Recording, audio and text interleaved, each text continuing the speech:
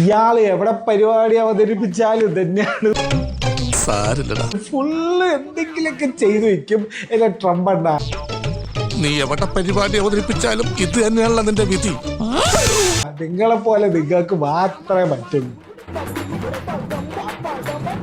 അപ്പൊ ഇതെന്താ സംഭവം എന്ന് വെച്ച് കഴിഞ്ഞാൽ വേൾഡ് കപ്പിന്റെ ചില നിയമങ്ങളും ഫിഫന്റെ ചില റൂൾസ് ഒക്കെ നൈസ് ആക്കിയിട്ട് മാറ്റിയിട്ടുണ്ട് ട്രംപിന് വേണ്ടിയിട്ട്. എന്നാലും എന്റെ പൊട്ട നീ ഇതെങ്ങനെ? ഞാൻ ട്രൈ ചെയ്തിട്ടാ എന്റെ ട്രൈ കണ്ട അവള് വീണു.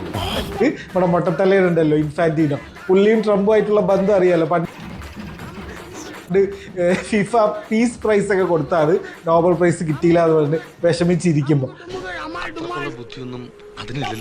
റൗണ്ട് ഓഫ് 32 USA ബോസ്നിയ മാച്ചിന്റെ ഇടയിൽ ഒരു ചെങ്ങായിന്റെ കാല് ചവിട്ടി ഓടിച്ചിട്ട് ഒരു റെഡ് കാർഡ് കിട്ടിയിട്ടുണ്ടായിരുന്നു. ഫ്ലാരിൻ ബലൂഗൻ എന്ന് പറഞ്ഞിട്ടുള്ള അമേരിക്കയുടെ ഒരു പ്ലെയറിനാണ് റെഡ് കാർഡ് കിട്ടിയത്.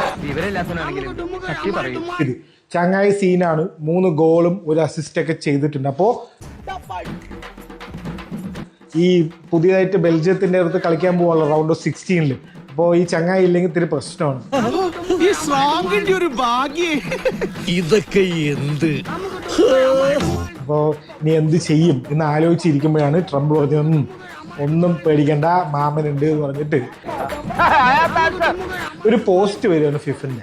എന്താന്ന് വെച്ച് കഴിഞ്ഞാൽ ഒരു റെഡ് കാർഡ് കിട്ടി അറിയാലോ, 1 മാച്ച് ബാൻ ഉണ്ടാവും, അടുത്ത മാച്ച് കളിക്കാൻ പറ്റില്ല.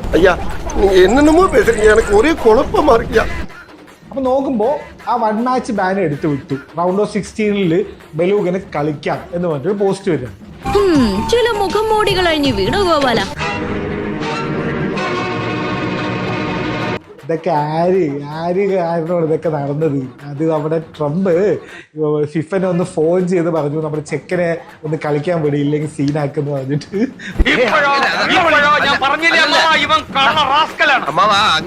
ഫോൺ ചെയ്ത് പറഞ്ഞിട്ടാണ് ഇപ്പൊ അവൻ കളിക്കുന്നതാണ് അവരൊക്കെ ഒഫീഷ്യലായിട്ട് പോസ്റ്റ് ചെയ്തത്.